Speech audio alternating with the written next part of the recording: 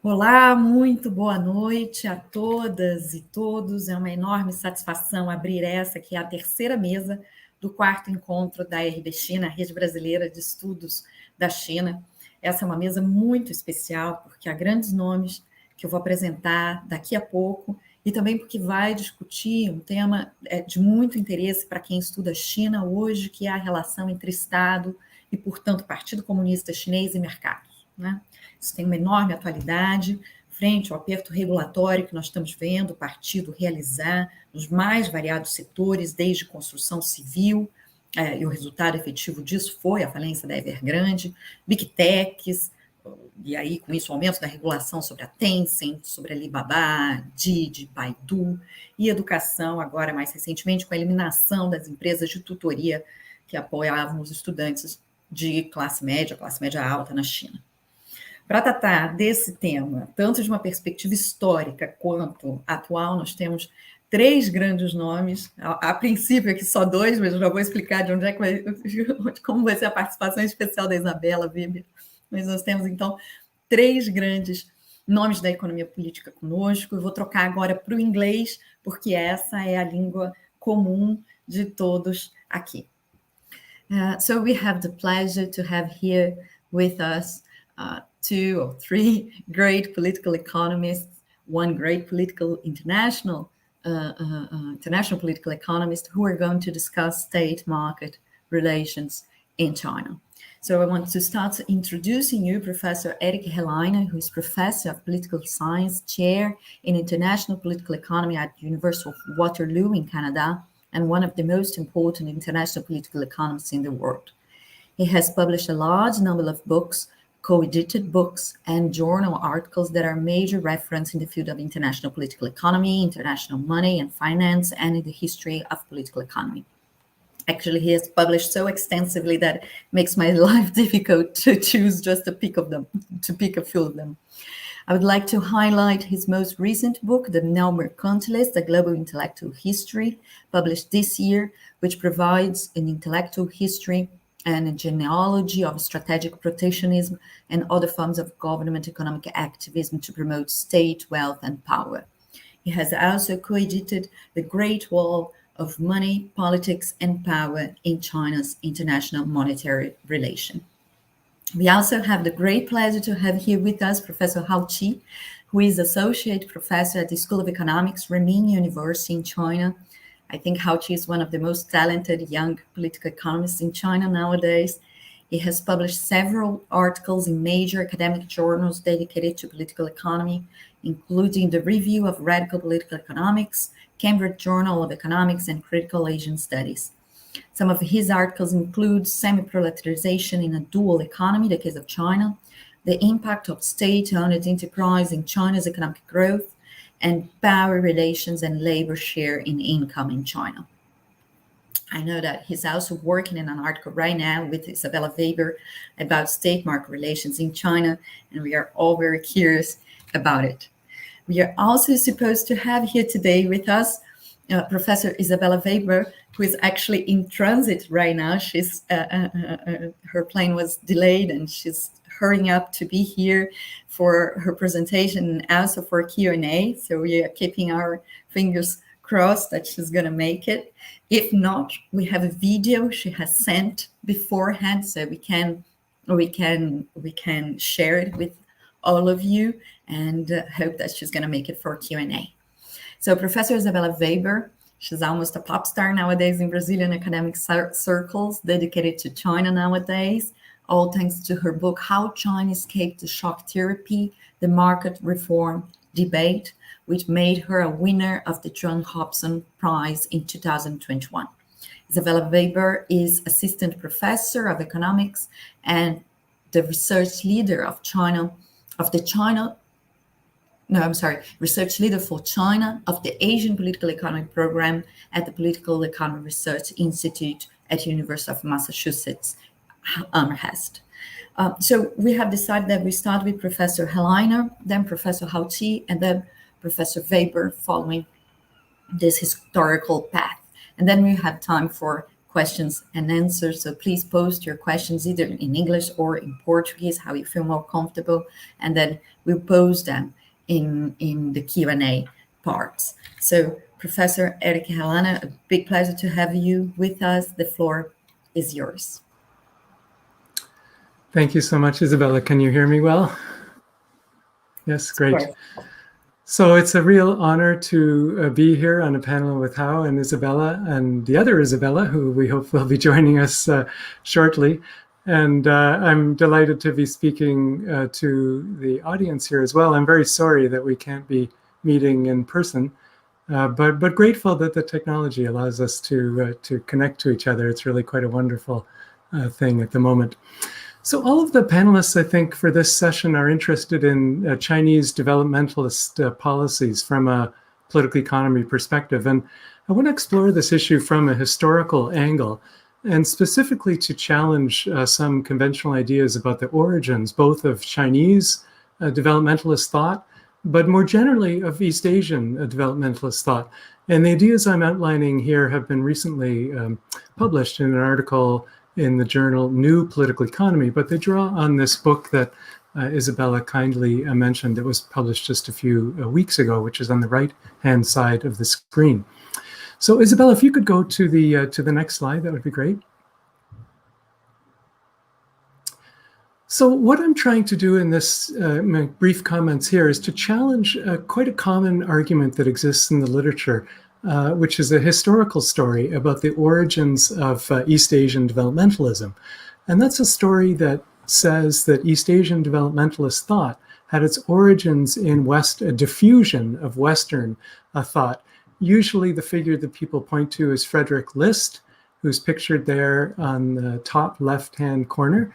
Frederick List is sometimes described as the second most famous German political economist in the world after Karl Marx. They were contemporaries. Frederick List's most famous book, The National System of Political Economy, was published in 1841. It was actually one of the very first books of political economy that Karl Marx himself read and disagreed with very strongly. But List's book, as many of you will know, was a very strong developmentalist, or I would describe as neo-mercantilist work, which advocated strategic protectionism and other forms of government economic activism in order to promote the power and wealth of states. And it had enormous influence across the world, including in Latin America and including in Brazil, specifically in the late 19th century. Now, what the common story in the East Asian context is that the Meiji Restoration after 1868 in Japan, then the Meiji leaders begin to pursue a very state-led developmentalist strategy. And there's a very common argument in the literature that that strategy was informed by Listian thought. And there certainly were famous figures in Japan who were interested in List thought. And so there's some basis for the story. And then the story continues that other East Asian countries followed the Japanese lead, culminating with Deng Xiaoping after 1978. And so this is essentially a story that says East Asian developmentalist thought had its origins in the West, diffused to Japan, and then through to China as a kind of last one to embrace these ideas. Isabella, if you could change the slide, please. Thank you very much. So there's two problems with this historical story from my standpoint. The first is that it ignores the extent to which Chinese developmentalism had very deep local intellectual roots. And so I think it's very important not to overstate the influence of Western thought, but also of Japanese thought in the late 19th, early 20th century. So that's the first point that I want to make for you. And then the second point is to highlight the extent to which those early Chinese developmentalist ideas, which emerged without foreign influence, in turn diffused elsewhere in East Asia. In other words, Japan is not the only source of intra-regional diffusion of developmentalist ideas. Ideas also came from China and flowed to other parts of the region, including Meiji Japan. In other words, China itself is a source of the broader East Asian developmentalist mindset. Its origins were not entirely outside of the region, but rather, to a large extent, also endogenous within the region itself. Now, what's striking, if I can just make one final point before I describe these two arguments in more detail, it's striking to me that the thinkers I'm going to describe here make almost no appearance in most accounts of East Asian developmentalism as an ideology. And in fact, they make almost no appearance in textbooks on developmental thought. And yet they're very central figures, I think, in Chinese history, and I would argue more generally in East Asian history. Okay, next slide, please, Isabella. Thank you. So let's just begin with the first argument about the local origins of Chinese developmentalist thought. So the first point I want to make here is it's very important to recognize how late it was that foreign developmentalist thought entered into China. There's some evidence that Western political economy was being read as early as 1850s, 1860s in China, but it's almost all liberal a thought that's originally being imported. The ideas of List and other Western developmentalist, state-led developmentalist thinkers really do not come into China in a significant way until the very late part of the 19th century. List's book, for example, the very first translation of it is in 1901. And so this is a period when, with the defeat of China to Japan in 1895, and then the general carving up of China by both Japanese and Western imperial powers, there's a crisis in the empire, and suddenly much more interest in understanding the sources of power and wealth in Western countries. And that's what generates finally an interest in Western developmentalist thought. But before that time, the Chinese intellectual life, especially with respect to ideas of political economy, was very insular. They were informed by local ideas.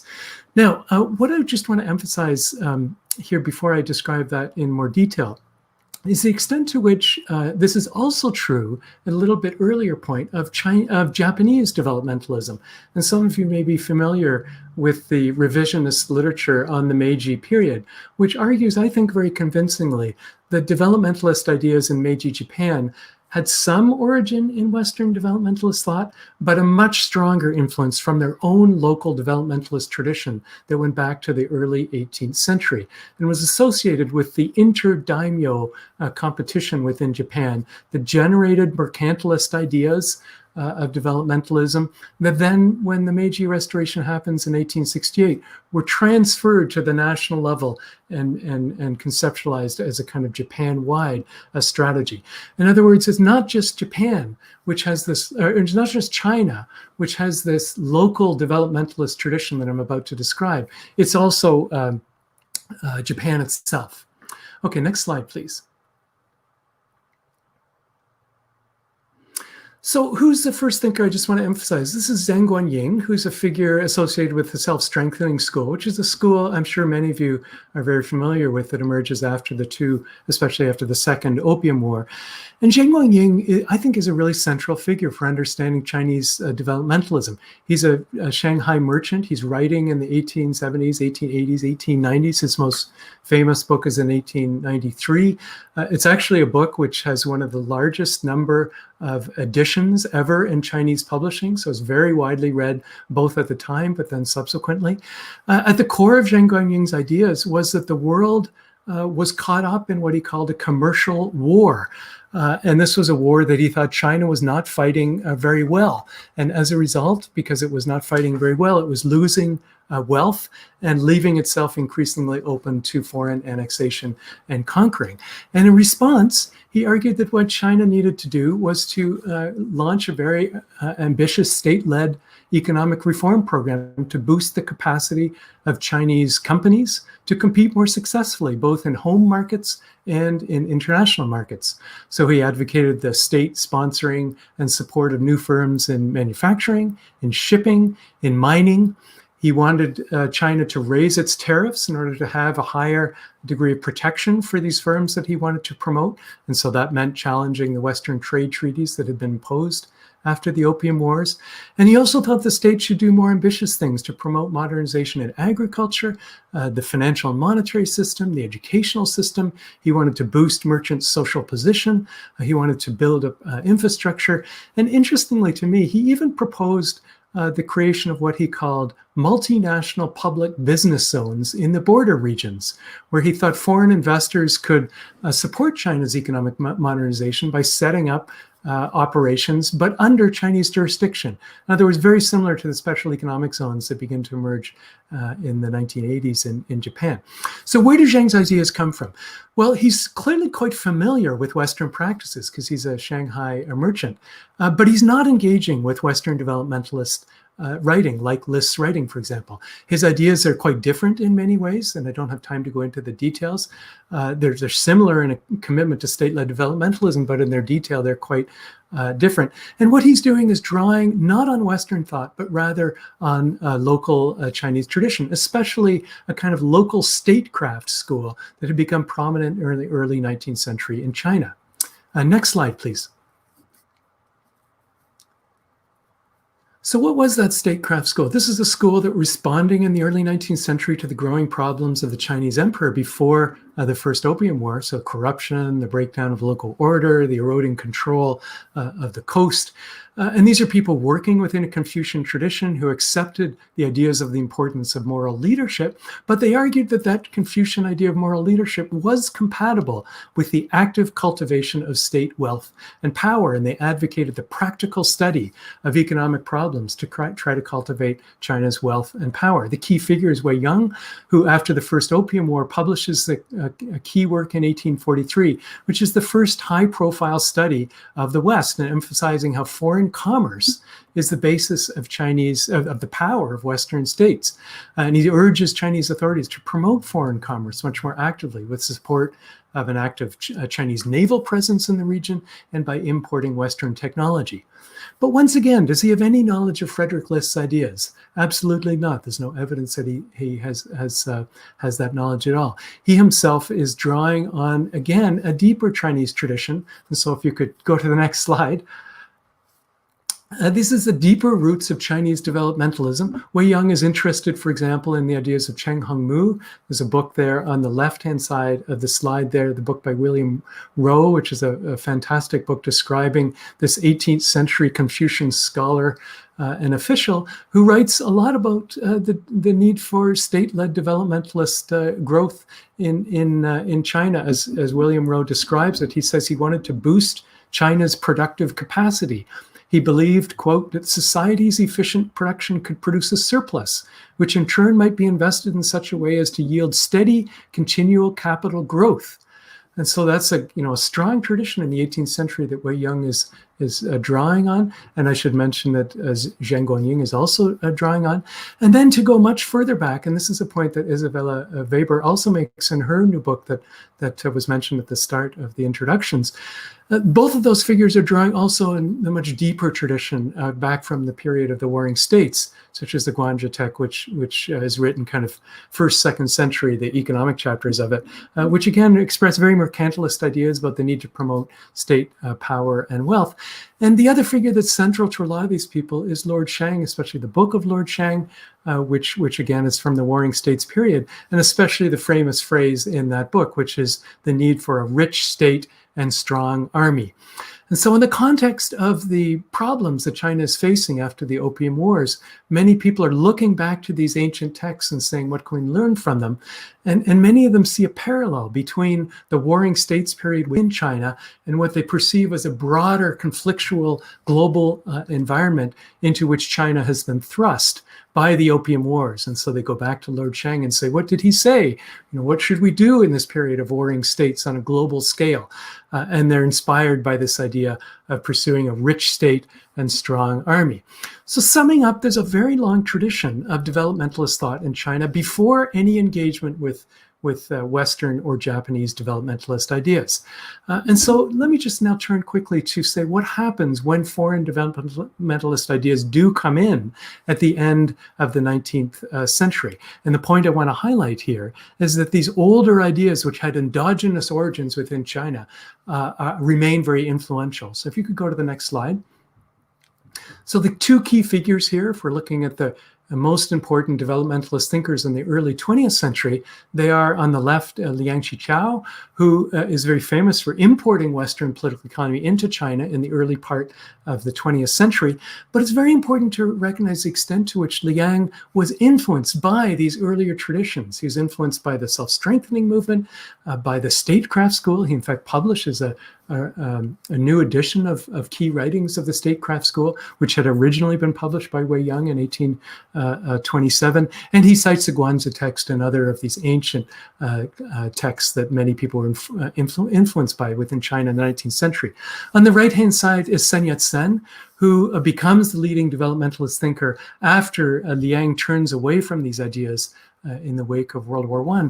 And Sun Yat-sen's key ideas, which many of you will know very well, come in the early 1920s, where he advocates extremely ambitious developmentalist ideas of building infrastructure across China, using tariffs, state-managed foreign capital, the use of state-owned enterprises, all of which was to produce massive and rapid industrialization through state-led mechanisms. This appears in his 1920 book, The International Development of China, but it's also in the Three Principles of the People and many other works in that early 1920s period before he dies in 1925.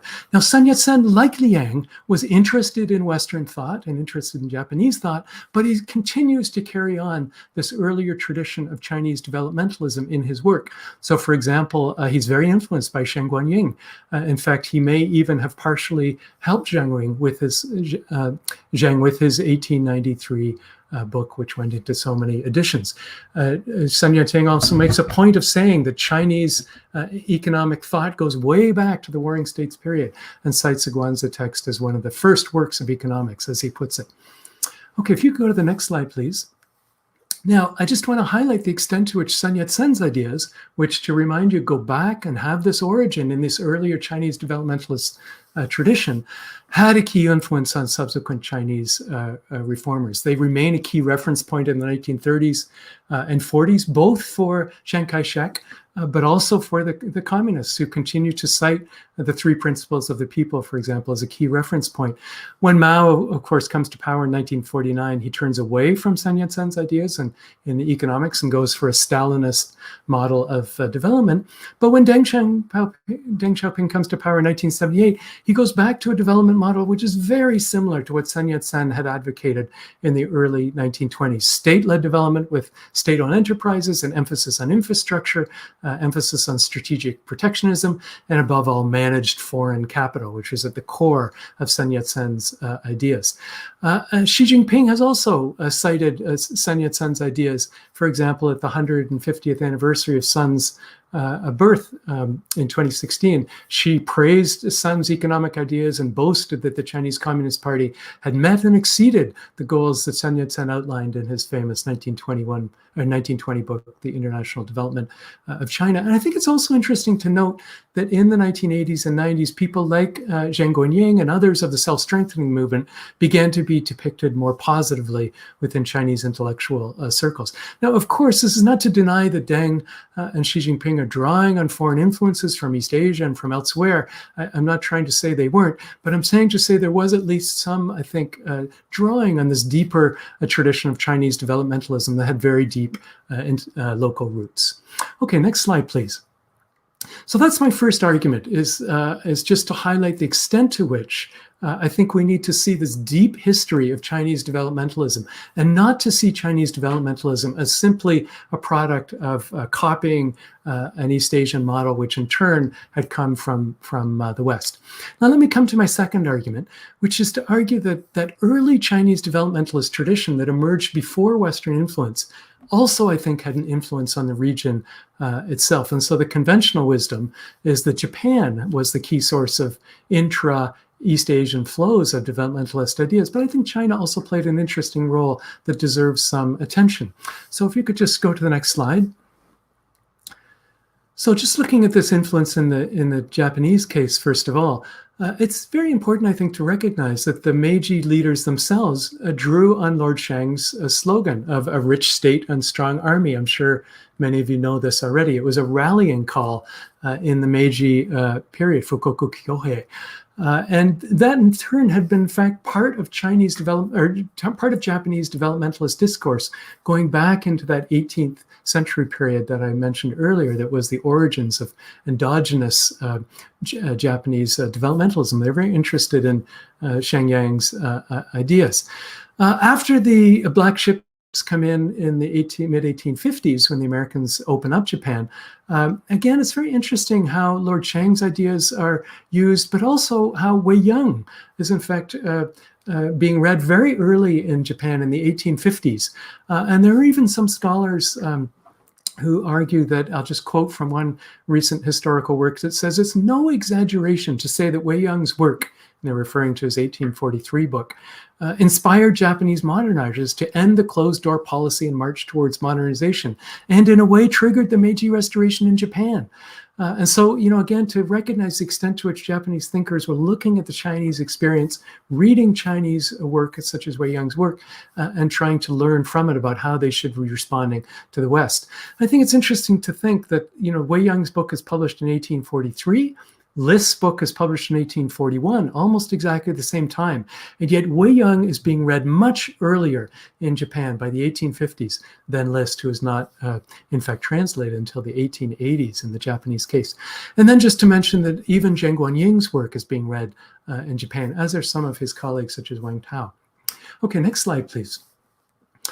So I just made the point that Chinese developmentalist thought had at least some influence in Japan very early on. Now I just want to make the point with respect to Taiwanese and Korean developmentalism. The Taiwanese case is, of course, very easy to make because Sun Yat-sen's ideas were drawn very openly by Chiang Kai-shek, who cited Sun as his major model for economic policy. In fact, the Taiwanese constitution even declares that the national economy shall be based on Sun's principle of the people's livelihood. But the Korean story is a little bit more complicated, and I just want to spend a second on that before I conclude these comments. The Korean story, most people date the origins of Korean developmentalism back to the Japanese colonial period from the early 20th century. But I think it's really important to recognize some of the newer literature on Korean developmentalist thought, which identifies the origins earlier in the pre-colonial period, and especially in the 1870s, 1880s, 1890s, when there was a movement, a group of thinkers called the Enlightenment thinkers, or Gaiwa thinkers, of whom the most prominent was the figure on the right-hand side there, whose name was Yu Kil-chun, who are advocating for economic opening and for the pursuit of state power and wealth through importing Western technology, through exporting goods, through competition, with the state having a big role in importing knowledge and supporting Korean firms in both domestic and international competition. And interestingly, these Korean thinkers who are emerging in the 1870s were drawing themselves on a kind of endogenous Korean developmentalist tradition that went back to the late 18th century. And again, I just want to emphasize the extent to which these ideas are not engaging with List. List is not introduced into Korea until the turn of the century, until after 1900. There is some influence of Japanese thinkers. So Fukuzawa in particular has a considerable influence over some of these figures. But interestingly, there's also a lot of Chinese influence. And so the tradition of Korean developmentalism that began in the late 18th century was in turn influenced by 18th century Chinese developmentalist thought.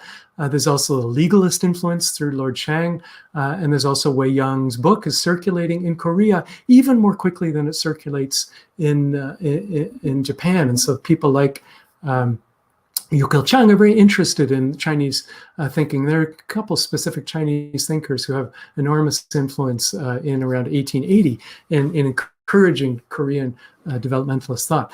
And I just want to emphasize the extent to which all of that happens before the Japanese colonial period begins.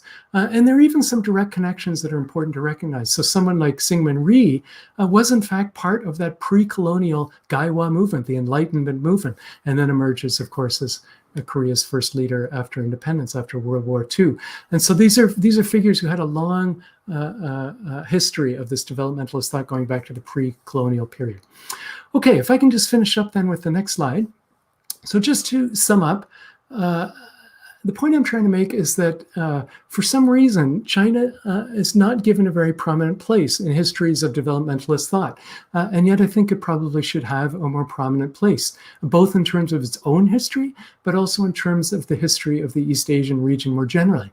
So in the case of China's own history, there were local roots of Chinese developmentalism that go way back to the Warring States period. And this is a point that Isabella makes as well in her new book, and that I think should be recognized more clearly by people interested in the history of developmentalist thought. And they have enduring influence in the early 20th century with leading developmentalist thinkers who are familiar with Western ideas, but also with this deeper tradition.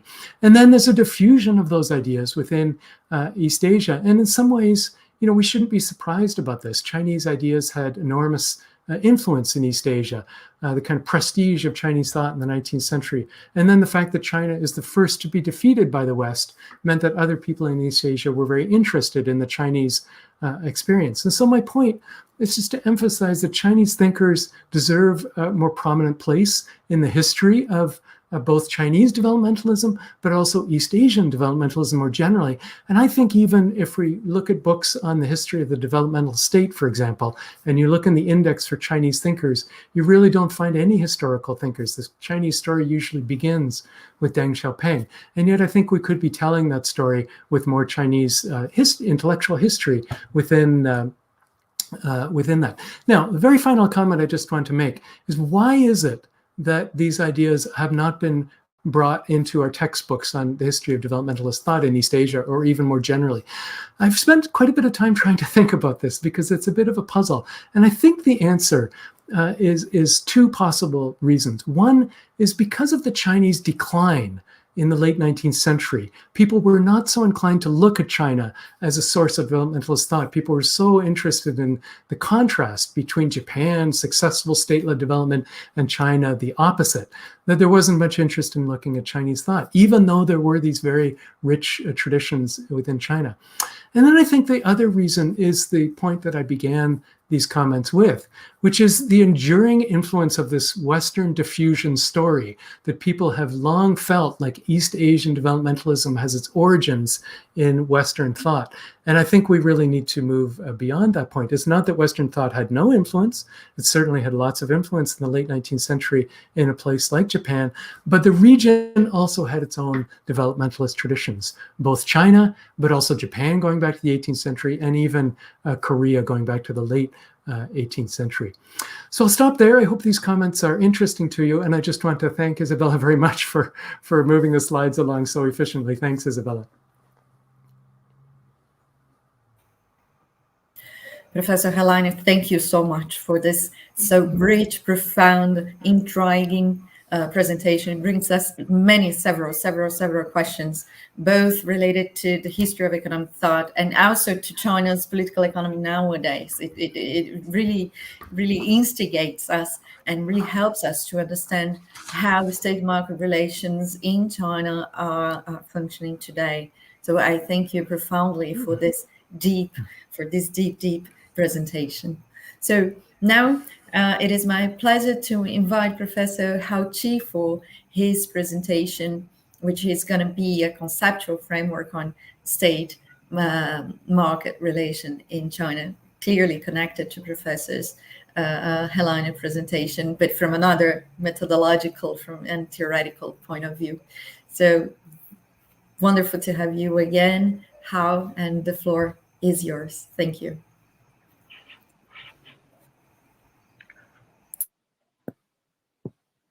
Okay, Isabella, can you see my slides? Yeah. Okay, yeah, okay. Perfect. So, great. Okay, good evening, everyone. It's a great honor to be here to present one of my recent studies on the Chinese economy. The article is co-authored with Isabella Weber. It is focused on the state market relations in China. So China has created a distinct economic system. Despite a growing literature on the valuable contribution on the institutional arrangements in China, the precise economic mechanisms underlining China's state market relations remains under-theorized. So in this paper, we developed a conceptual framework of what we call China's state-constituted market economy. We argue that the Chinese state constitutes China's market economy by creating, participating, and steering markets for essentials in order to stabilize and guide the economy as a whole. So, I'm sorry to interrupt you, but right now the screen you're sharing, it turned it to be all black. In the beginning, it was working just fine, but then it just disappeared. I think you have to keep it. You cannot switch it. Yeah, now it's there. In this mode. Okay, yeah, great. In this mode, I can see it. Okay, so before I talk about the conceptual framework that we developed in this paper, I would like to show you this figure. It is the price ratio between pork and corn from 2003 to 2021. In China, this is an important price ratio because pork is an essential food for Chinese household consumption, and corn is the main inputs to produce pork.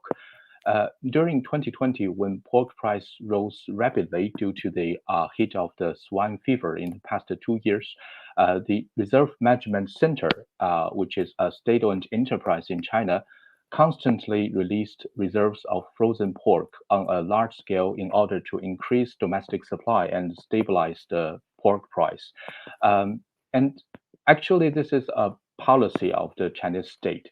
According to the National Development and Reform Commission, it was stipulated that the state shall monitor pork prices and take comprehensive measures to make the pork-corn price ratio stay within a reasonable range, which is between 5:1 to 8:1.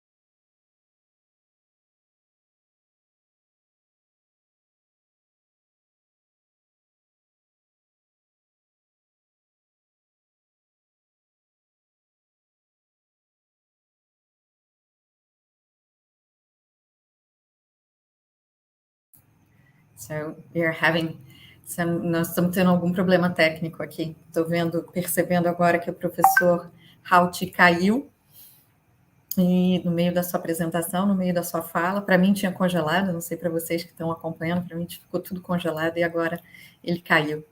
A gente vai esperar aí alguns minutos para tentar restabelecer a conexão com ele. Esperamos conseguir voltar em seguida. Vamos lá, tentar descobrir o que está acontecendo, né? Tentar resgatar o nosso palestrante. Realmente ele caiu. Vamos tentar resgatá-lo.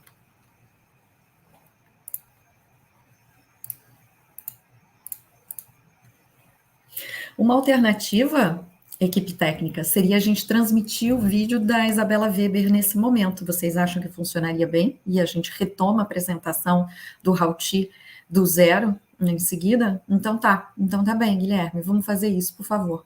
Então, só para orientar vocês que estão acompanhando a gente ao vivo, desculpem a falha técnica, não sei exatamente o que aconteceu, mas a gente perdeu a transmissão do Hauti aí no meio da fala dele, ele caiu, os demais estão aqui, eu estou vendo o Eric está online, a equipe técnica está online. A gente vai fazer o seguinte, nós vamos transmitir um vídeo que a Isabella Weber enviou para a gente com antecedência, que ela gostaria que fosse passado, porque ela não tinha certeza, ela atrasou demais um voo dela, ela estava presa no trânsito, e do trânsito ela mandou esse vídeo para a gente transmitir, então, com a apresentação dela, tá bem? Que a gente vai agora, então, começar e fazer a transmissão. Nós vamos fazer a transmissão também com a legenda aí embaixo, em inglês, para ver se isso facilita um pouco a compreensão, dada essa retransmissão, né, do vídeo, que pode comprometer um pouco a qualidade do som. Então, vai junto com a legenda embaixo, tá bom? Então, vamos agora, então, passar para a fala da professora Isabella Weber sobre o seu livro de como a China escapou da terapia de choque, no começo dos anos 80.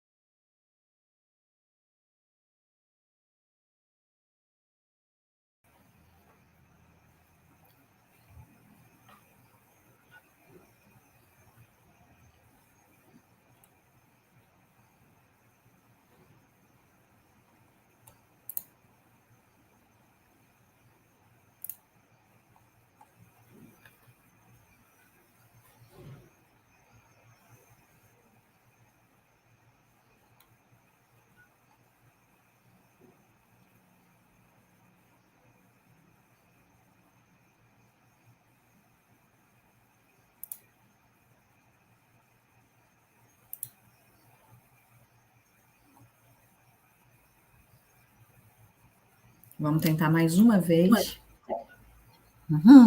Acho que agora temos som, Guilherme. Aperta o play mais uma vez. In the process of reform.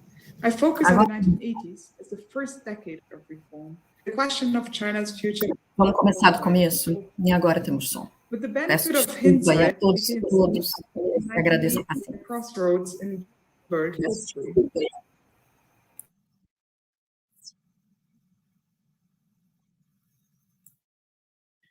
This short presentation is based on my forthcoming book, How China Escaped Shock Therapy, the Market Reform Debate.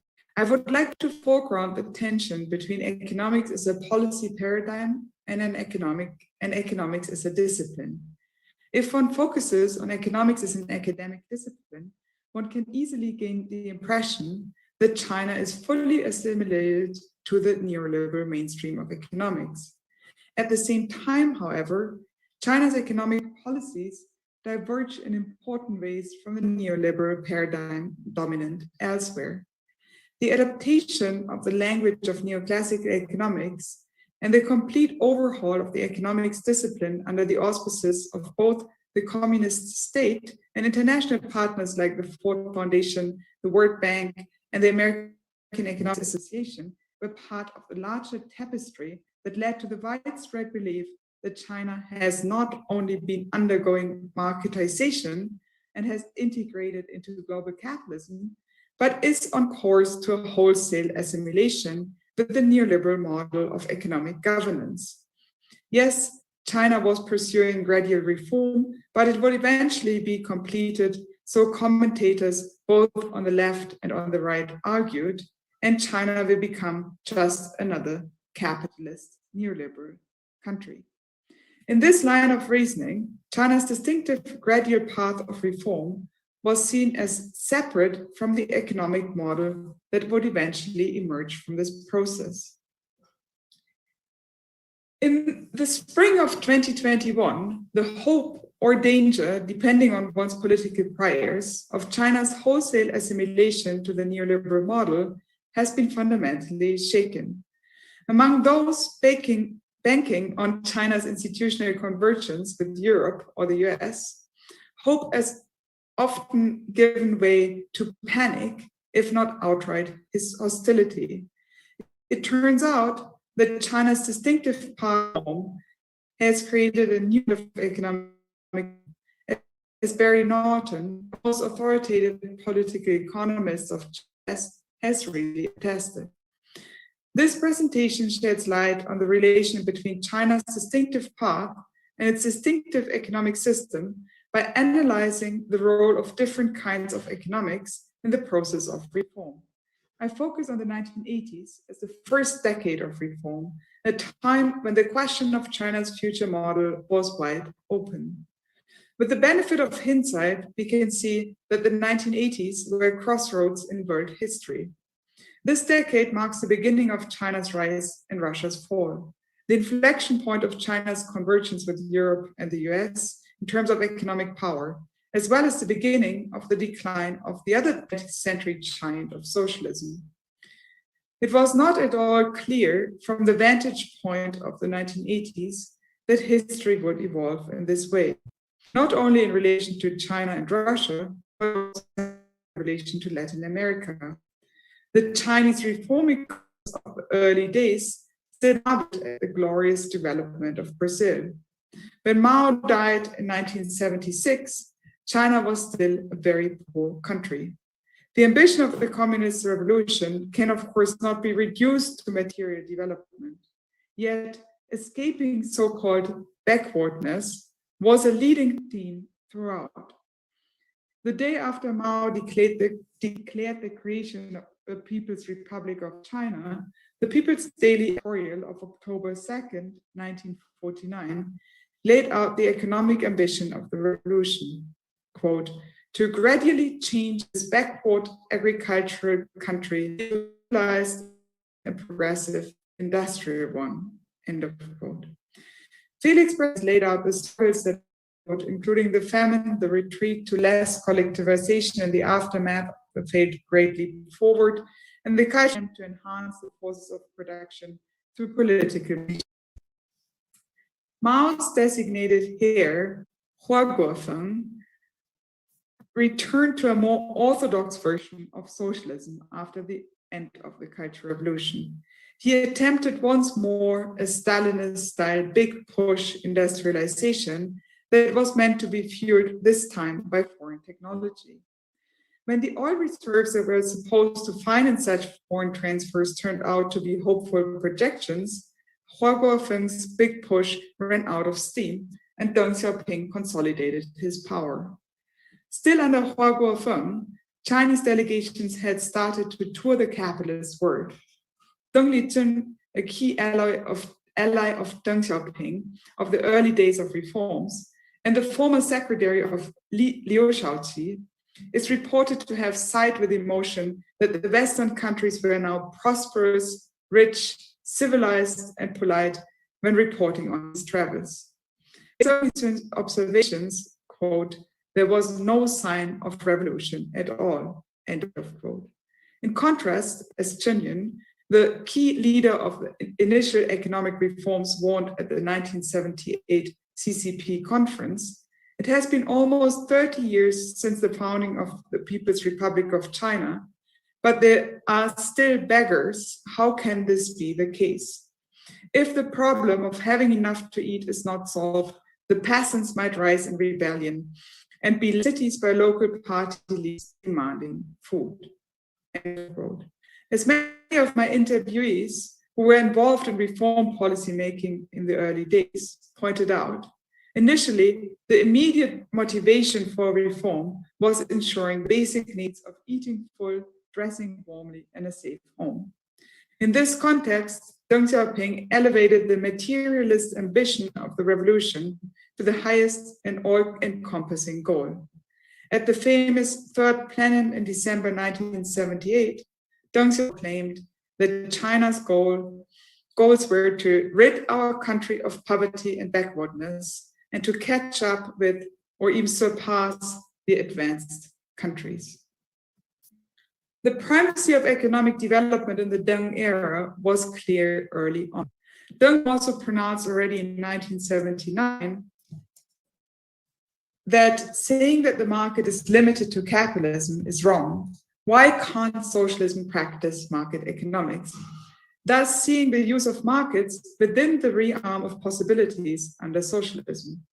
Most attention in the research on early reforms in China has been paid to the opposition of so-called conservatives, who are described as socialist ideologues, and so-called reformers, who ultimately won out in this narration against the obstructive forces of those factions of the party who were unwilling to give up on central planning.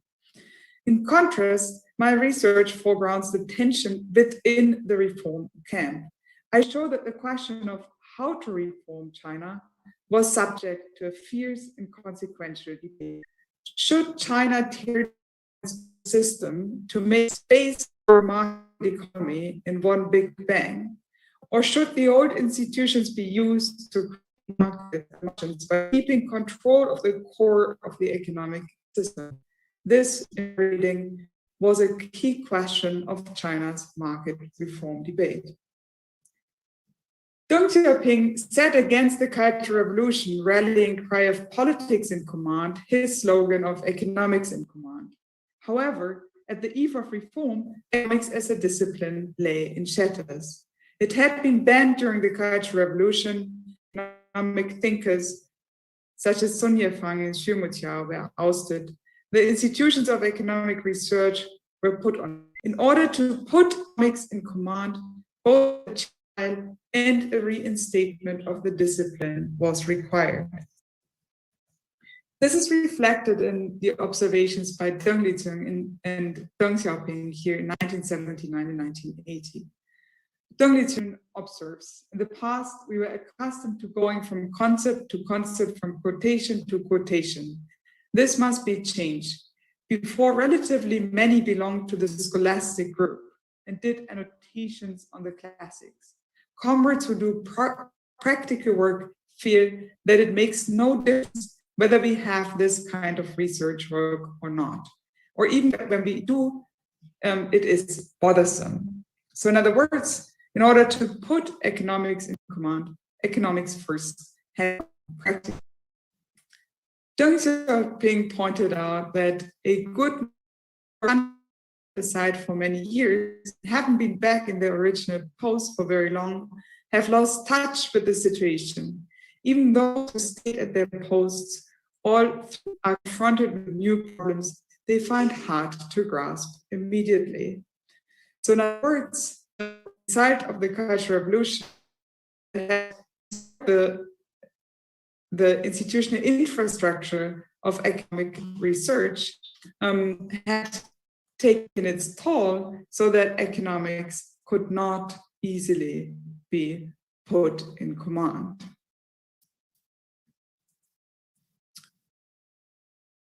Yet the revival and the reinstatement of economics was quick and vibrant. Academic economists returned to their posts.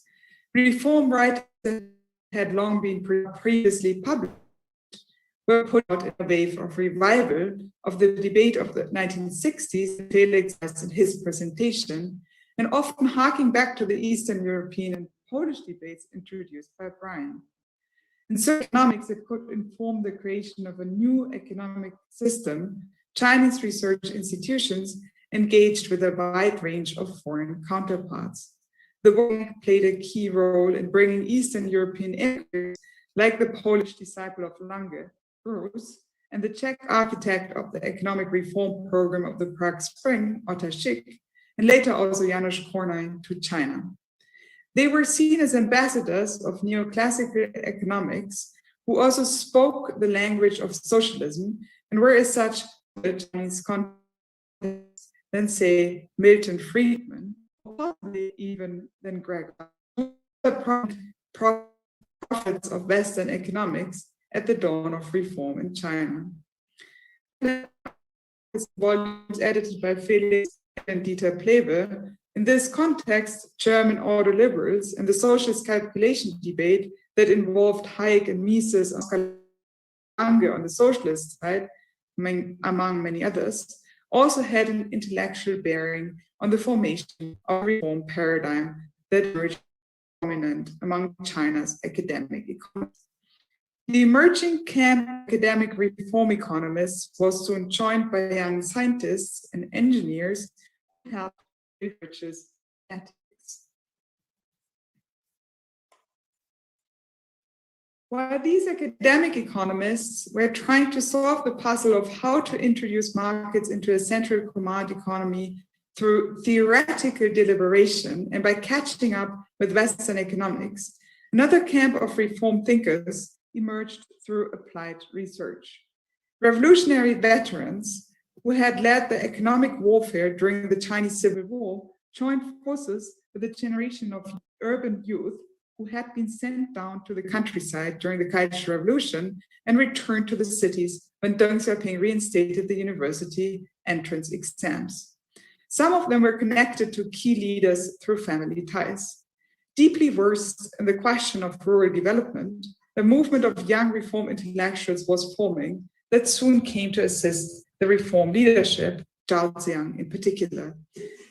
They conducted on-the-ground research on experiments with agricultural reform and thus made an important contribution to the progress of rural reform. They were self-trained in social science methods, Western social theory, and economics. Their surveys of reform experiments were seen as a critical element by the central leadership that helped the breakthrough of the housing system.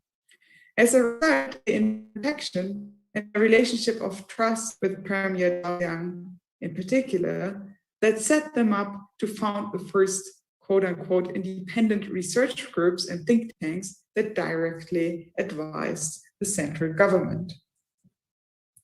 Let me illustrate how the logic of agricultural reform was transferred into the question of urban industrial reform.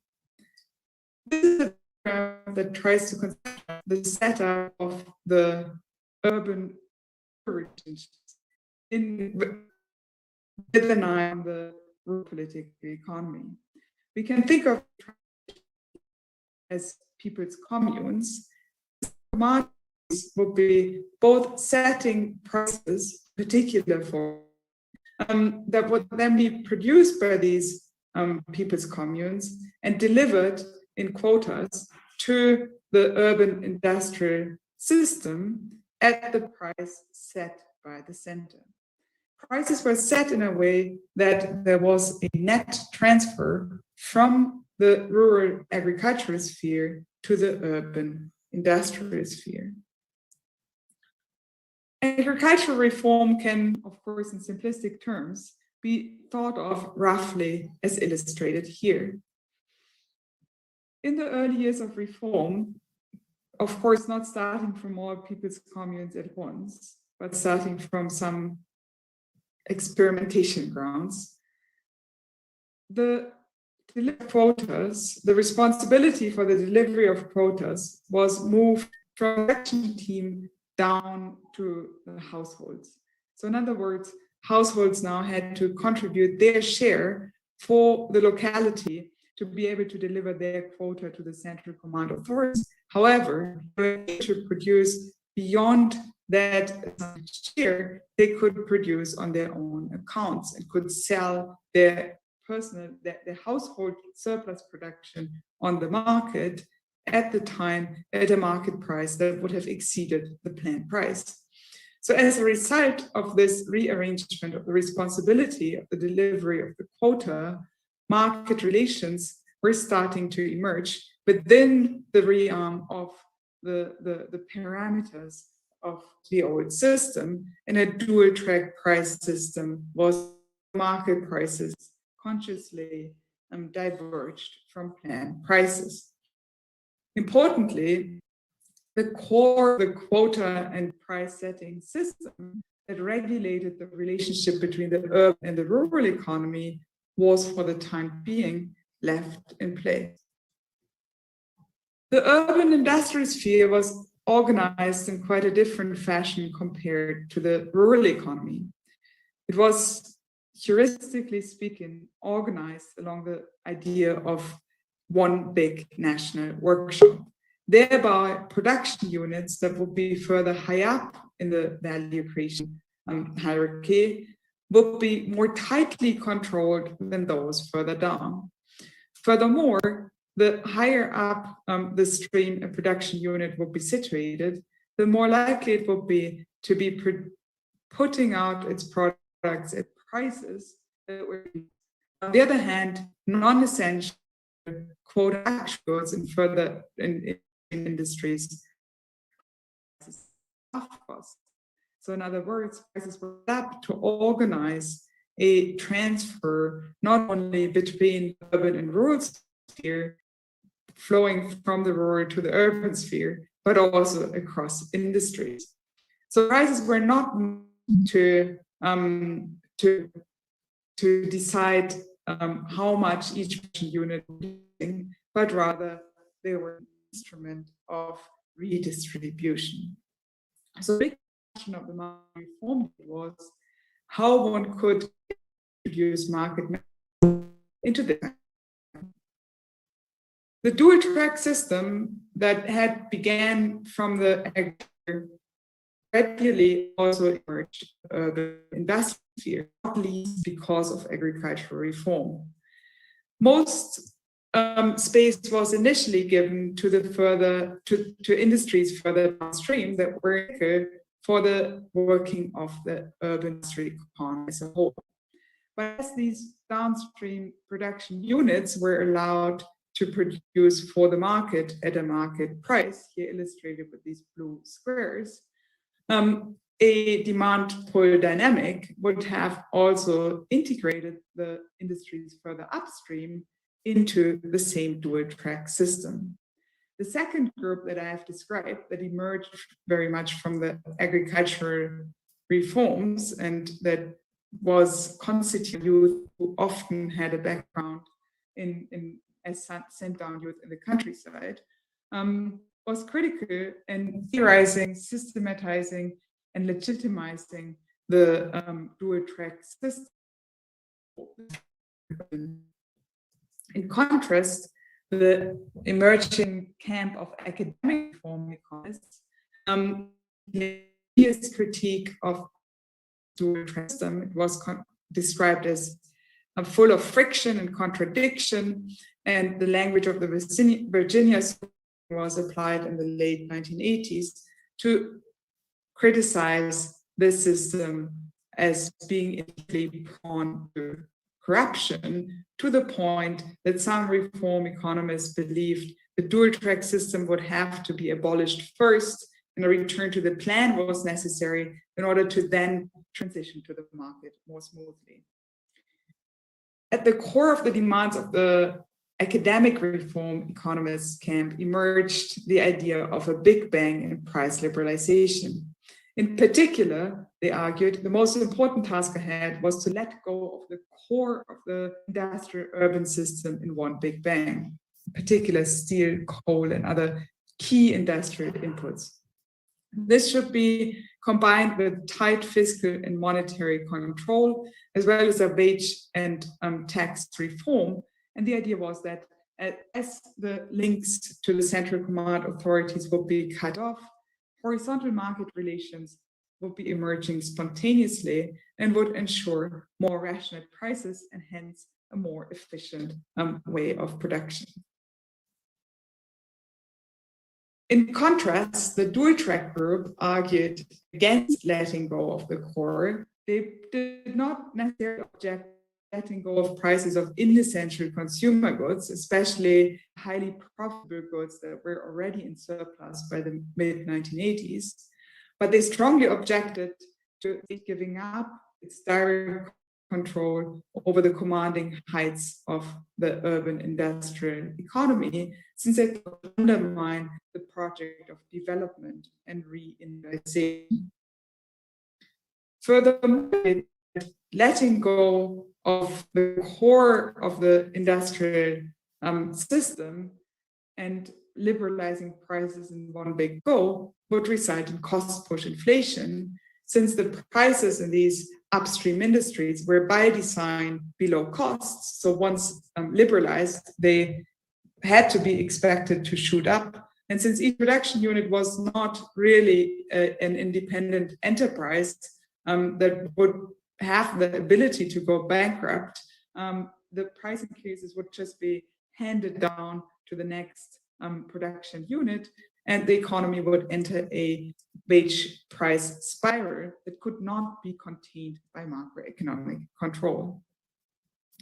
In 1986 and again in 1988, China came close to implementing such a big bang that would have been the first and critical step. In 1986, such a step was prevented, not least due to the intervention by these economists who not only cited their research on the own reform experiments, but also the experience of Hungary and Yugoslavia that they had surveyed in several on-the-ground field work. In 1988, Deng Xiaoping himself took initiative towards a Big Bang arguments. As a reaction to propaganda that announced a price reform, for the first time, China entered a hyperinflationary period in 1988, which is an important unrest that back to the protests in 1989, eventually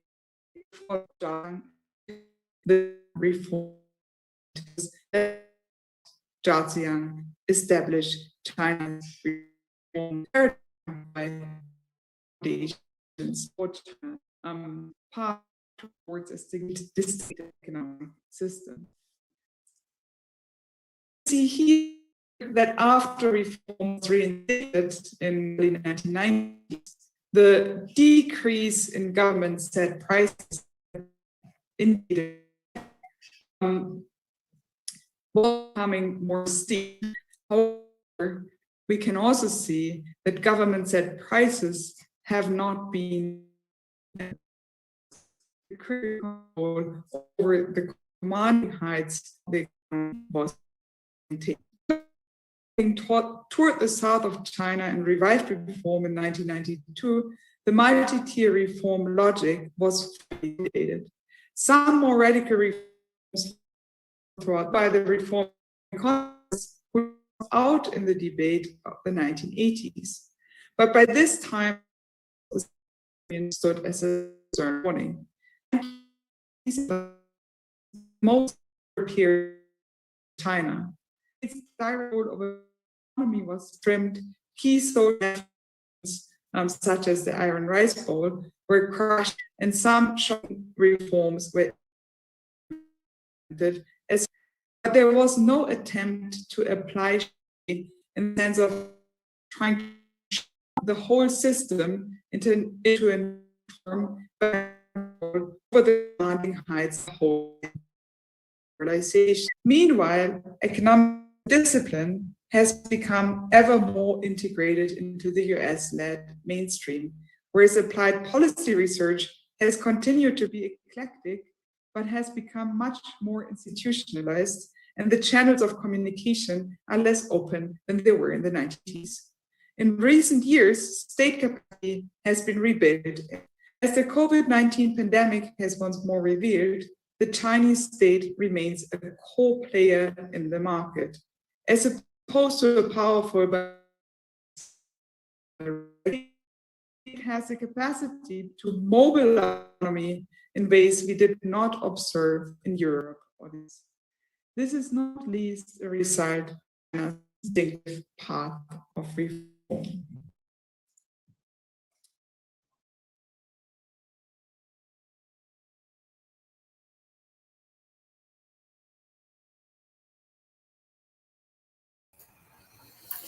Eu quero agradecer a paciência de quem conseguiu ficar com a gente. Nós tivemos todo tipo de problema técnico nessa noite. We had all type of technical problem this evening, so I'm starting by thanking the public that has stuck with us up to now. So we are delighted to announce that Professor Isabella Weber was able to join us. She's coming from a long flight, and was able to come. And she's going to join us for a Q&A. So welcome, Isabella. Thank you for joining us.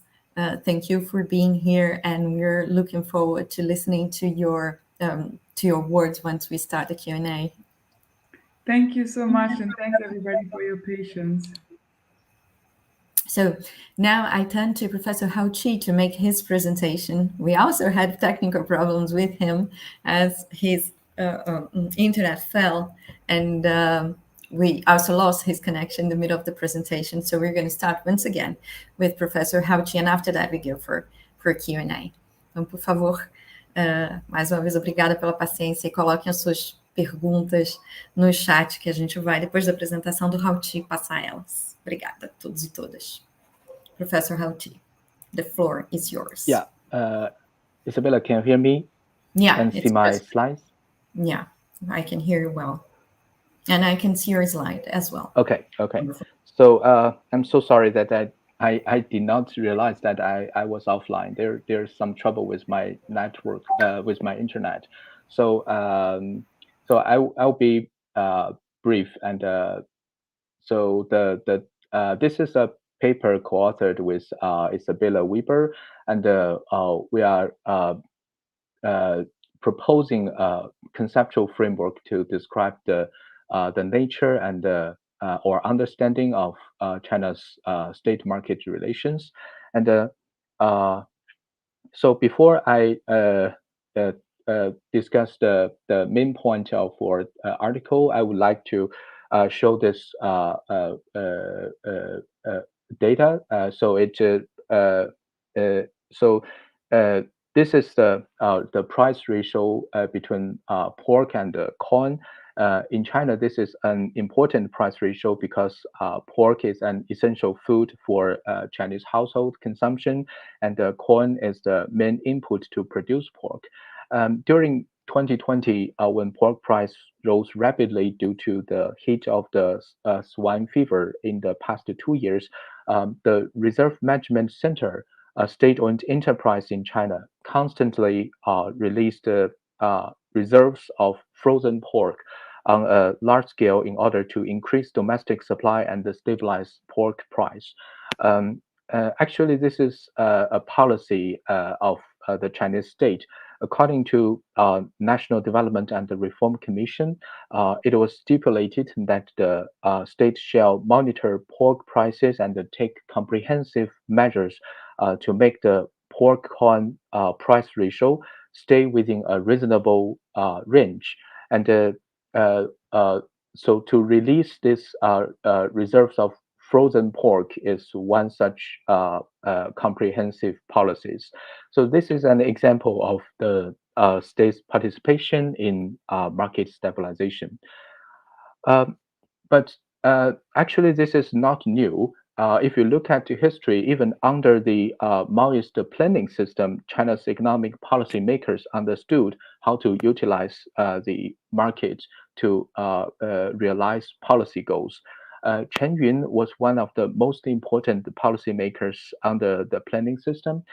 In the early 1960s, a severe food shortage challenged people's confidence in the purchasing power of renminbi, the Chinese currency, especially the confidence of high-income households. In this context, Chen Yun proposed to make cakes with imported Cuban sugar that were sold at a high price to absorb the excess liquidity of high-income households. This came to known as the Petri question. Again, we see the state's participation in the market as a traditional statecraft. And if you look longer history, there will be other examples of the traditional statecraft. And we can find examples in the work of Guanzhong, a philosopher and a politician in ancient China. Guanzhong suggested that the prince should build up buffer stocks for essential goods. When prices fluctuated, the price could utilize the buffer stocks to stabilize the prices of essential goods, repress the power of speculative merchants, and increase physical income. So these examples of the state's participation in the market in the past and at present motivate us to reevaluate the nature of market economy in China and conceptualize the state-market relations in China. So in the current literature in general, there are three ways to conceptualize China's state-market relations. First of all, some scholars describe China as neoliberal, but this does not reveal much about the specific facts and nature of China's system. You can see that there are many regulations adopted by the state in China's labor market and the financial markets, which is contradictory to the neoliberal ideas. And the second approach is focused on the concept state capitalism. This study suggests that China's system is state capitalist, pointing to the important role of the state. But as a recent literature review pointed out, despite the widespread mobilization of the concept, which is state capitalism, the state capitalism is neither there is neither consensus about what it exactly means nor about its implications. So in the current literature, what is state capitalism and how it is consistent with China's reality is still ambiguous. So the third approach is in the IPE literature, the concept of state-permitted capitalism is widely applied to capture the nature of China's economic system. The state-permitted capitalism overcomes the false conception of the Chinese state is a unified monolith by highlighting the political frictions and the diverging interests across different business and state actors. But economic mechanisms underpinning state-market relations remains vague on a conceptual level. Moreover, the concept of state permission implicitly relies on a separation between the state and the market that does not reflect the mutually constitutive nature. After all, for a thing to be permitted by another, the one has to be external to the other. A binary conception of the state versus market conflicts with the fact that China's market economy has been constituted by the state since the very beginning of the remarketization in the late 1970s. So on the surface, it appears contradictory that China could be both described as neoliberal and state capitalist. But we argue that these are two different aspects of the whole reality. This conflicted state of literature points to a key character of China's system. It has a strong state that it is deeply entwined with a fundamentally marketized economy. In China, what you see is that more market does not mean less state capacity. A strong state can coexist with a fundamentally marketized economy. Depending on which of these two aspects of China's system one focuses on, it may appear as neoliberal or state capitalist. the precise nature of the relation between the strong state and the markets requires further conceptual clarification. So there are two potential contributions of our study. The first contribution is that we draw on the Chinese intellectual tradition and show how China's state-constituted market economy is deeply rooted in China's own statecraft tradition. The comparative capitalism research program has long been criticized for its neglect of domestic historical foundations and its tendency to use Western experience and the models as standards against which other regions of the world are measured. In drawing on China's history to make sense of its present political economy, we built on a nascent and overdue trend in the literature. So the second contribution is that we connect the study of China's market economy to conceptual scholarship on the US economy. We utilize concepts of state market participation and strategically significant prices devised by Hockett and Oberova. In so doing, we avoid essentializing China or creating an unnecessary binary of China versus the West. So before I talk about the concrete state-market relations, I have to explain what is essential in our framework. We refer to goods, assets, and services as essential when they are systematically significant from the perspective of the state. It is noteworthy that we are not arguing from a normative standpoint what ought to be essential, and our understanding of essential can change. It is historically contingent, evolves with changing material, social, political, and economic conditions, and is shaped by the contestation between state actors and the interplay with social forces outside the state. A change in the circumstances, such as during the outbreak of the pandemic, can shift the boundaries between essential and non-essential. So this definition of essential raises the question, what is systematically significant? We connect the systematically significant with different kinds of security and stability. We define as systematically significant as all those economic activities, assets, or commodities, the absence of which are considered by the state to undermine financial, social, or political stability or economic security, or are crucial in the pursuit of economic development and other major policy goals. State-market relations vary radically between essential and non-essential spheres. Both essential and non-essential spheres are organized through the market, but in the essential sphere, the market is constituted by the state. So this is the key concept about what is essential. So next, we develop three key modes of China's state-market relations: the creation, stabilization, and steering of markets for essentials through the state. We have summarized the empirical examples for each of these three modes. So the first mode is state's role of market creation. Market creation in the Chinese context refers to the state constitutes the very basic infrastructure for the market relations. And this infrastructure can take different forms. For example, it can take a physical form, such as the infrastructure, such as the transportation infrastructure. It can also take an informational form, such as the basic institutional infrastructure in the digital marketplaces. The state can both act as market creator when it is creating new markets or expanding current markets. And in so doing, it can create more market activities and promote the development of the economy. In particular, the state can play a crucial role in what David Harvey has conceptualized as annihilating space with time, which means to expand the frontier of the market by revolutionizing means of communication and transportation.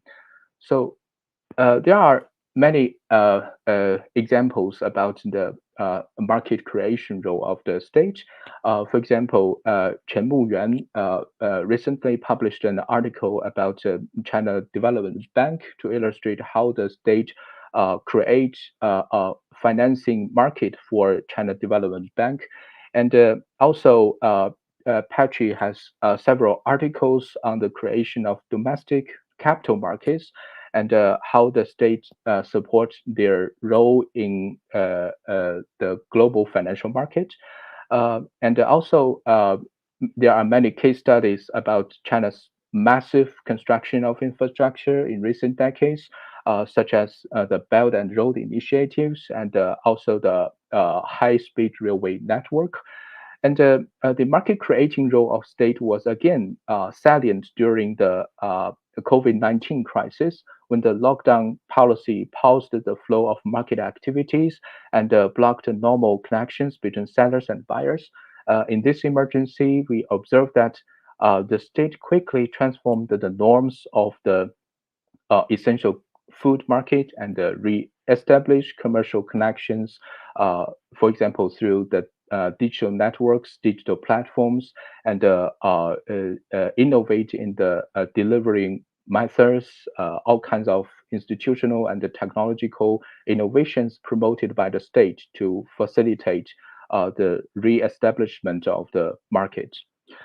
So the second role is the state's market stabilization role in the economy. State market stabilization means that the state participates in the market for essential goods to stabilize supply and demand by mobilizing whatever side falls short. This is similar to the ways in which central banks open market transactions. It happens both in state and privately created markets and aims to smoothen fluctuations, particularly systematically significant prices of essential goods. And there are also several evidence about the market stabilization role. For example, China today commands buffer stocks operated by state agencies or state-owned firms for staple food such as pork, sugar, oil, and also essential producer goods, raw materials such as metals, as well as medical supplies. And some key institutions belong to this market stabilization role, such as the National Reform and Development Commission, the National Food and Strategic Reserves Administration, and so on and so forth. The key for this market stabilization is not that the state controlled a large share of the supply of the essential goods, but lies in the role that the state can play to effectively leverage the market and guide the expectations through mobilizing a small part of the goods in the market. So if you look at the share of this buffer stocks, it doesn't takes the majority of the supply. It's only a small share, but the state can effectively guide the expectations of both the private sellers and the buyers in order to stabilize their expectations and ultimately the prices. In another study co-authored with David Coles and I, we show that state-owned enterprises implement counter-cyclical investments during economic downturns, which is another example of market stabilization.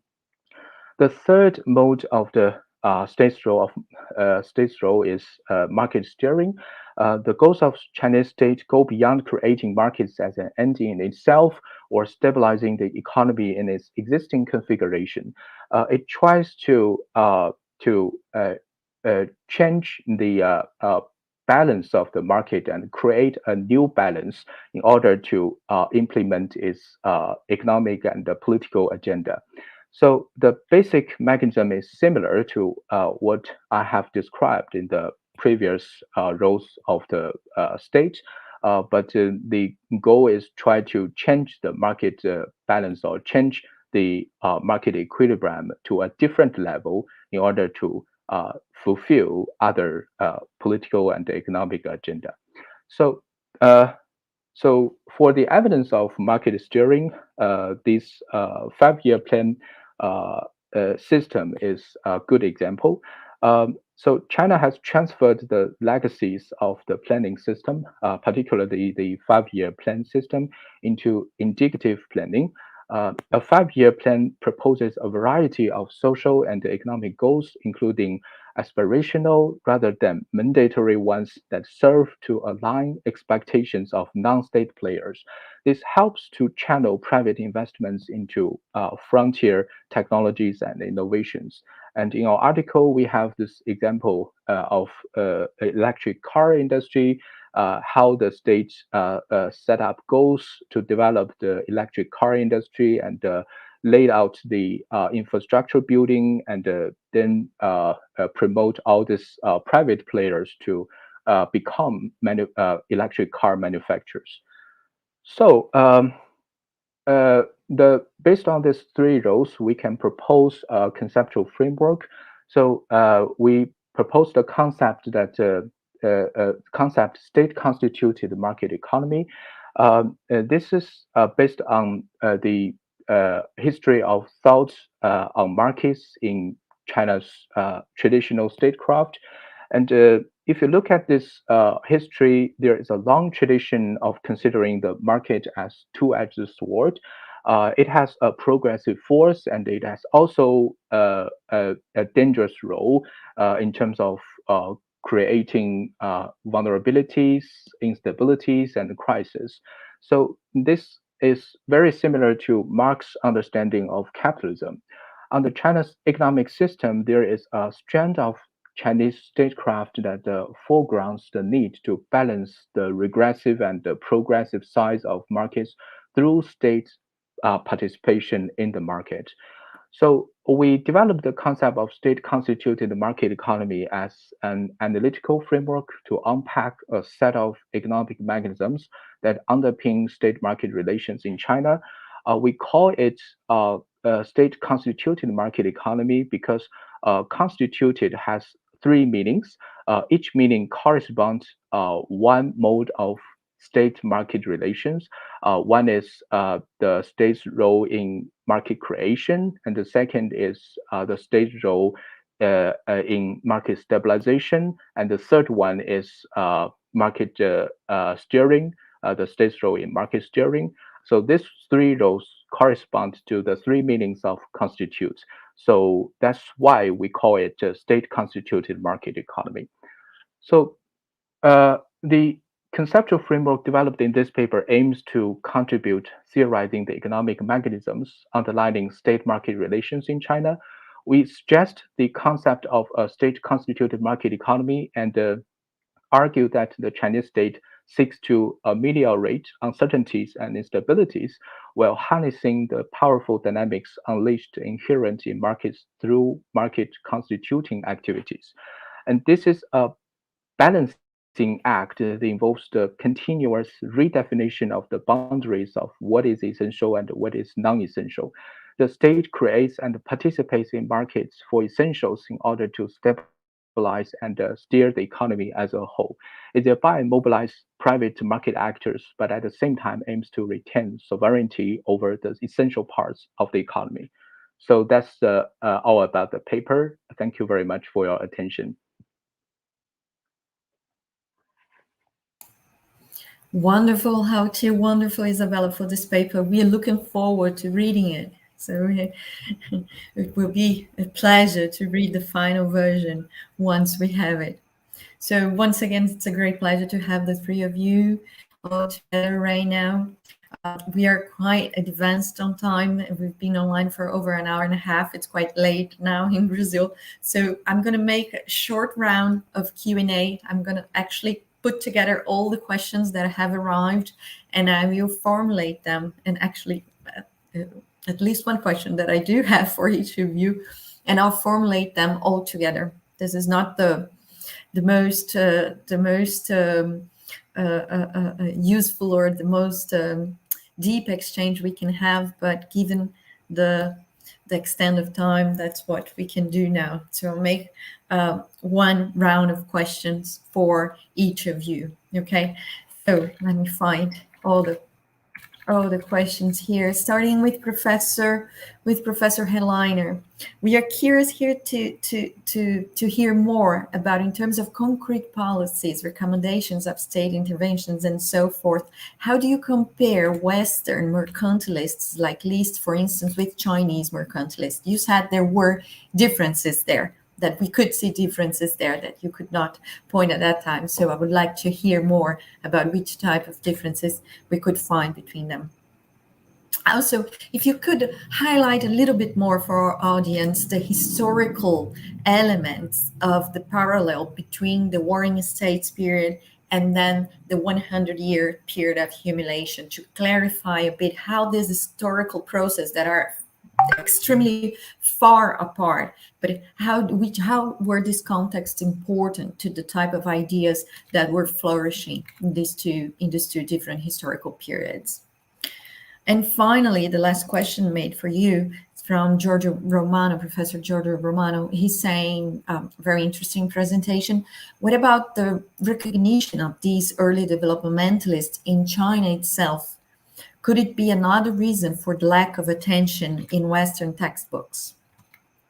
All right, so these are the, I'll also now, I don't know what we do. If we go to your answers, I'll make now, yeah, we're trying to rescue once again Hao Chi, who I think we lost in connection again. So I give you the floor now as I try to reconnect him. Thank you, Professor HELLEINER. Sure, I'm happy to answer those questions. They're very interesting questions. Maybe I can just begin with the one about the comparison to the Warring States period, because Isabella's book also goes back to these figures from that earlier era. And I guess what's interesting to me is you could make two possible arguments. One is that there's some deep, longue durée continuity intellectually within Chinese scholarship. But the one that I'm more interested in is the way in which Chinese intellectuals in the period right after the Opium Wars were looking for precedents in Chinese history for the unusual situation that they found themselves in, which was the huge, facing a huge conflictual external threat. And they went to the Warring States period for lessons, because that was the clearest period that they could think of for which there were some parallels. And so it's really striking the extent to which all of the thinkers that I'm describing, and there are many more in the self-strengthening movement at that time, who drew these direct parallels to the Warring States period. And interestingly, it happened in Japan and Korea too. And these are intellectuals in Korea and Japan who know the Chinese classical scholarship, because everyone in East Asia was informed with this scholarship. And they looked at the Western incursion in the 19th century and said, once again, who do we go to? We go to the Chinese classics from the Warring States period. And so it's not to say, in my view, it's not to say there's any actual parallel between the Warring States period and the 19th century. It's more that Chinese thinkers and Korean thinkers and Japanese thinkers saw some parallel at that time. That's the important thing. That's the lesson that they were trying to draw. And I have enormous evidence for that if anybody's interested in seeing the extent to which that was being invoked. The second question was about the differences between Western neo-mercantilist thought like List and East Asian neo-mercantilist thinkers. And this is a very interesting point. I'll just say very quickly that there's a much higher export-oriented orientation with the East Asian thinkers. And it's partly structurally induced, that if you're facing a situation of the unequal treaties, both in China's case, but also in the Korean and especially Japanese cases, you have no choice. You know, List said, and even Alexander Hamilton said, the domestic market is the most important thing. But East Asian thinkers didn't have that luxury. They were being forced into open markets, and so they had a much more heavy export orientation. And that, I think, also dates back to earlier periods like the iron and salt debates that Isabella also refers to in her book, and also some of the revisionist literature on the Tokugawa period in Japan, where the daimyo were interested in exporting to gain specie in order to pay for residences that they had to have in Edo. And then I think there's two other things that are very different. One is the degree of government economic activism is often much higher List, after all, was essentially interested in an external tariff and not very interested in other forms of state economic activism. He mentions them, but it's not his focus. Whereas the East Asian thinkers are much more interested in what the domestic role of the state can be, in some cases, in Sun Yat-sen's case, in very ambitious terms. And then the final difference is the Confucian orientation, which is partly a legitimating issue, which is very different than List, but it's also their long-run vision that many of you may know if you're experts on List or if you've read List's famous 1841 book, that he argued for protectionism in the short term, but in the long term, he hoped all countries would be at an equal industrial level and they should move to a kind of liberal, cosmopolitan future of free trade. And the Confucian thinkers had a similar idea that you do neo-mercantilism in the short term, but you have a different long-term vision. But in their case, it wasn't liberal cosmopolitanism, it was Confucian cosmopolitanism. And you see that with Zheng Guangying, and you see it with Sun Yat-sen and other thinkers. Okay, final point is the third question, which is a very interesting question about why have these thinkers been neglected in Western textbooks? And the person asking the question made a very good point that, is it also the Chinese scholars themselves have neglected these thinkers? And I have been very struck by that in the work I've been doing, that when I talk to Chinese political economy scholars, they are not that familiar either with these thinkers. They know them, but they don't think of them as political economy thinkers to be in textbooks. And so that's true of Guanzha, but it's also true of the Zheng Guangying figures, or even Sun Yat-sen is not taught as a political economy thinker in the way that I'm suggesting we think of him. And I think that's a function of that the late 19th, early 20th centuries is seen as a period of failure in China. So why would you go to thinkers who had ideas from that time? It's not a time that China is proud of. And so I think that's part of the answer, but it may also be educational systems. So one Chinese scholar said to me, oh, these are the people who are studied by historians, not by political economists. And so there's some kind of division of labor, perhaps, in the Chinese intellectual system. But it may also be that many Chinese political economy scholars are Western trained, and so they didn't learn these thinkers in their Western training. But Hao may be able to give us better answers to that question. Wonderful. Thank you very much, HELLEINER. So now I pass to Isabella Weber. We have several questions here that were posed both to you and to Professor Hao Qi. So I'll make them all together, and then you please feel free to answer the ones that are related to your combined paper as you wish, if you feel comfortable, okay? I'm not sure. I think that Hao Qi is not going to be able to join us. It seems that his connection is not allowing it. So please feel free to answer or not. But directly to you once again, Professor George Romano. Isabella, do you see a kind of a new price control mechanism to fight monopoly pricing and speculation? How far would this go? Okay, we can see that on the screen now.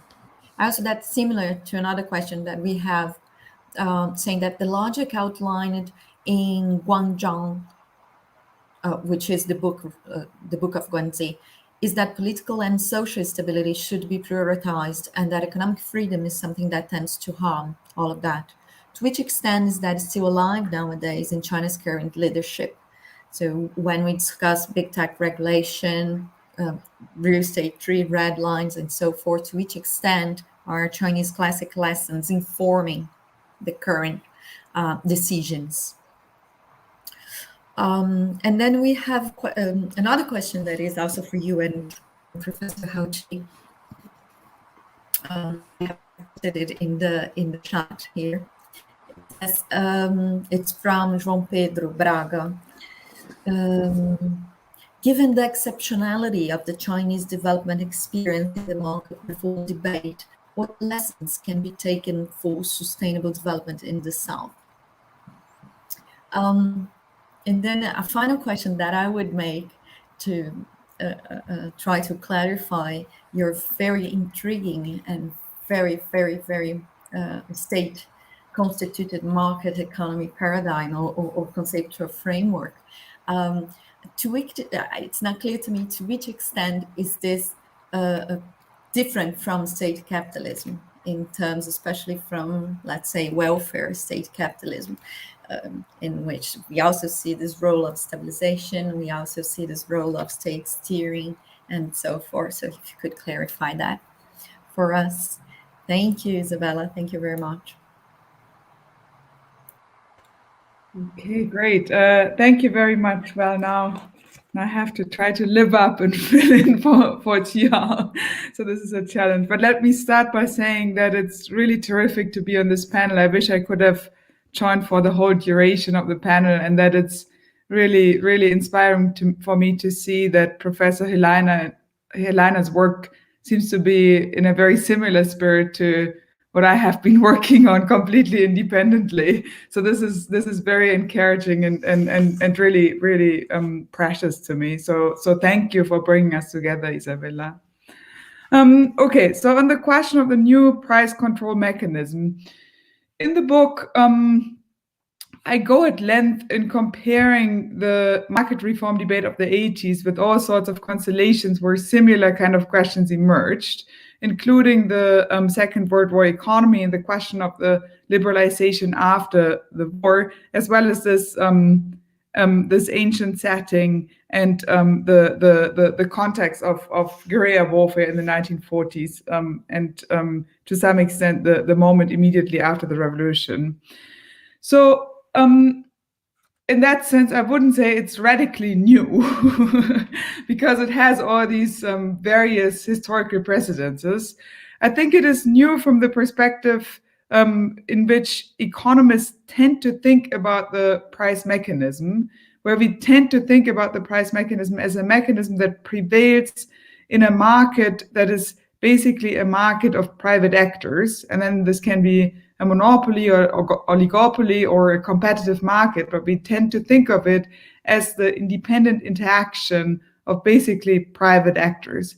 And if we don't think of it in terms of these interactions of private actors, then we tend to revert to a logic of central planning and state set prices, where prices basically are being commanded from some sort of a state authority.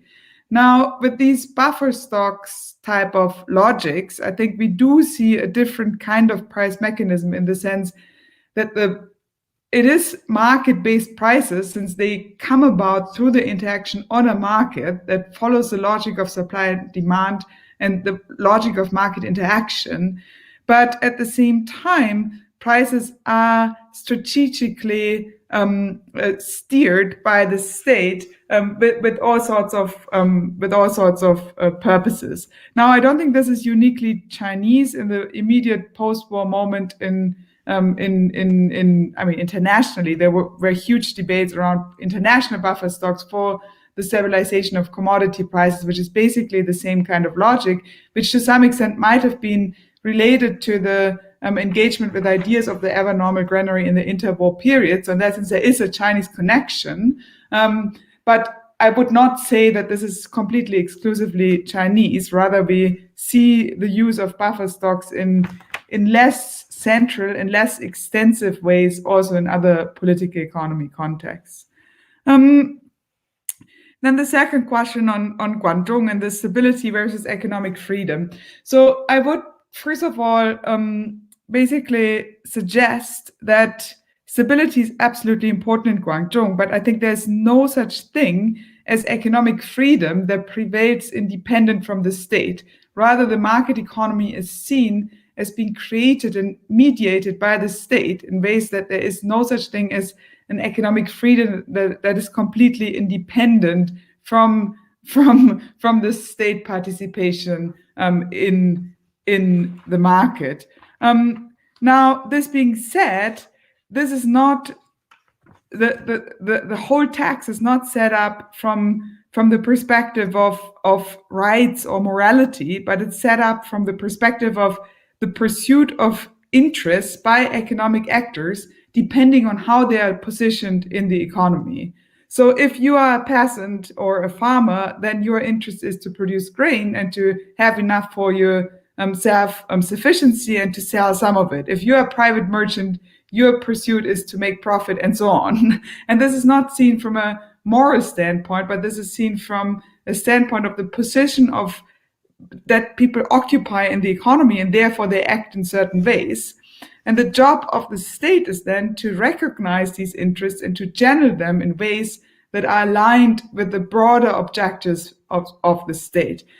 Now, I think this basic logic to some extent does resonate with what we are seeing today, but I don't think that this is necessarily in the sense of people sitting down and reading Guanzhong and then coming up with these ideas, but rather that there's a pretty deep institutional path dependency, which is not to say that I'm like at the total opposite of what Professor HELLEINER argued in terms of longue durée versus intellectual engagement with past ideas.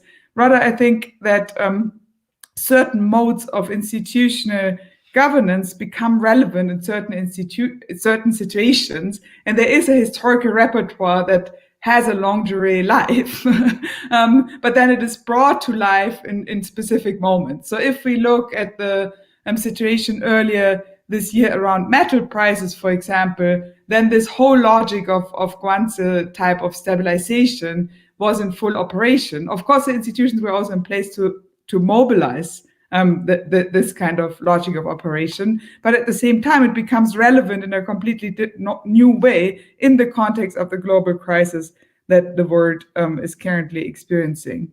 Then the question of lessons for development in other countries. I mean, the way that I'm thinking about it is that the 1980s reform debate stands as a warning against wholesale copying of big models. So in that sense, it's actually quite against the stereotype of China having copied from country X or Y, where then it's like, oh, was it Singapore? Was it Japan? No, no, it was none of them. I mean, by the way, the dimensions are so different that you couldn't have simply copied, but that's also kind of besides the point. The whole process is one of careful study of foreign experiences and then adaptation of foreign experiences and practices to the local context in this experimentalist, inductive kind of fashion, which I think then taken together, you get this creation of a new kind of economic system.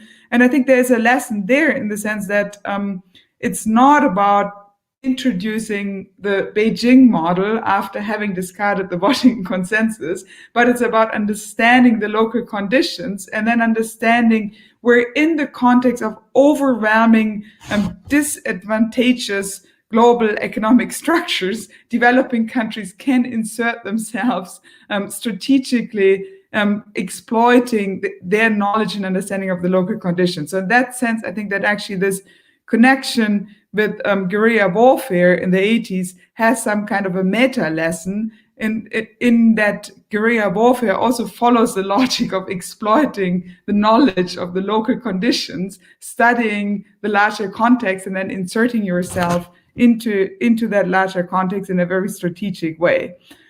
So in that sense, there are lessons in terms of how to go about thinking about development policy. I think there are also lessons in terms of giving up on an orthodox understanding of state-market relations, but I don't think there's a whole model that can simply be copied and then will finally deliver the magic bullet for development that the world has been seeking to find throughout the 20th century, but somehow did not quite find. Okay, then the question of difference from state capitalism versus our state-constituted market economy or welfare state. So, I mean, state capitalism seems to be a very broad term that means all sorts of things. So let me just try to focus. So in some sense, what we are doing is not to say, oh, state capitalism, it's not that. We are rather trying to develop more specific concepts that have economic meaning and that describe the state-market relations and their operation in a sufficiently abstract but still operationalizable fashion. But I think there is a key difference with the welfare state logic of the mixed economies of the middle of the 20th century, in the sense that these welfare states were based on the assumption that you had to protect certain parts of people's well-being from the dynamic of the market. So in that sense, it was a movement of decommodification of certain parts of basic human needs. Whereas what we are describing is a highly marketized kind of system. In fact, the ability of the state to constantly stabilize and steer markets, I think, enables an even more wide-ranging commodification than would be the case if the state would not constantly stabilize these markets, because there are certain aspects that if they are left to very violently fluctuating markets, then this is simply not viable. But if it's left to a market that is stabilized through the state, then it can actually be organized through the market, where it otherwise would have to be protected from marketization and commodification. So in that sense, I see a big difference there in the state-constituted market economy relying really on the market as an absolutely essential tool and not relying on a dichotomy of decommodification and state control versus market and privatization. Thank you so much, Isabella. We are looking forward to the final article. We're looking really, really excited about it. So once again, I want to thank you all for the ones that were patient enough to stay with us despite all the technical problems. But I want to deeply thank Erika HELLEINER, Professor Isabella Weber, and Professor Hao Qi. I'm a big fan of the three of you, of your work, and I'm really glad to hear this discussion flourishing here in Brazil. Both Eric's books and articles are having great impact in the area of international political economy and Chinese studies. The same with Isabella Weber books, which is has become a pop star here in Brazil. Your book has been has had a great impact here, so I'm very happy with that. Once again, thank you all. Pessoal, muito obrigada pela paciência de todos vocês aí que conseguiram vencer esses desafios técnicos e ficar com a gente. Amanhã às 9 horas a gente volta aqui, a programação recomeça aqui da RBCHINA, do quarto encontro da RBCHINA, agora para discutir meio ambiente em português, ufa, sem problemas técnicos, esperamos, mais suave. Vai ser um prazer estar com todos vocês mais uma vez. Uma boa noite a todos e todas. Good night there to everyone. Thank you all. Thank you so much.